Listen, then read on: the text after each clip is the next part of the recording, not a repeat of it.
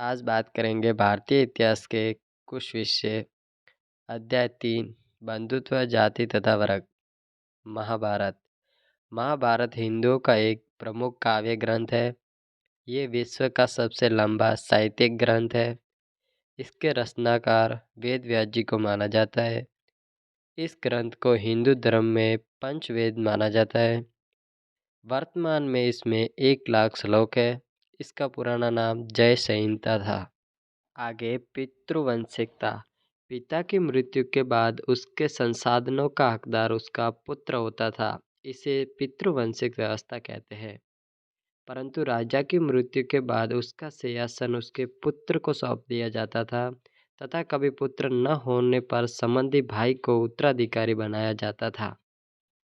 गोत्र तथा गोत्र के नियम।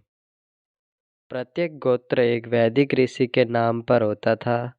उस गोत्र के सदस्यों को ऋषि का वंशज माना जाता था। पहला नियम यह था कि शादी के बाद स्त्रियों को पिता की जगह पति का गोत्र अपनाना पड़ता था। दूसरा नियम यह था कि एक ही गोत्र के सदस्य आपस में शादी नहीं कर सकते थे। आगे बहुपत्नी और बहुपति प्रथा। बहुपत्नी प्रथा में एक से ज़्यादा स्त्रियों से शादी की जाती थी। ऐसा सातवाहन राजाओं में होता था। बहुपति प्रथा में एक से अधिक पुरुषों से शादी की जाती थी, जैसे द्रौपदी। अब है वर्ण व्यवस्था। क्षत्रिय युद्ध तथा सुरक्षा का कार्य करना।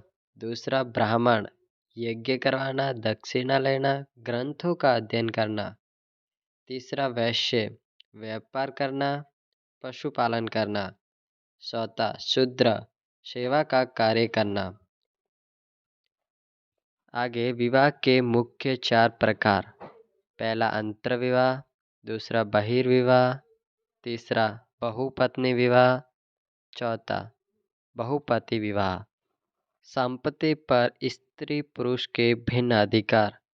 मनुस्मृति के अनुसार पिता की मृत्यु के बाद उसकी संपत्ति पुत्रों में बांट दी जाती थी। ज्येष्ठ पुत्र को विशेष इच्छा दिया जाता था। विवाह के दौरान मिले उपहार पर स्त्री का अधिकार होता था। स्त्री पति की आज्ञा के बिना गुप्त धन संचय नहीं कर सकती थी। उस वर्ग की औरतें संसाधनों पर अधिकार रखती थी।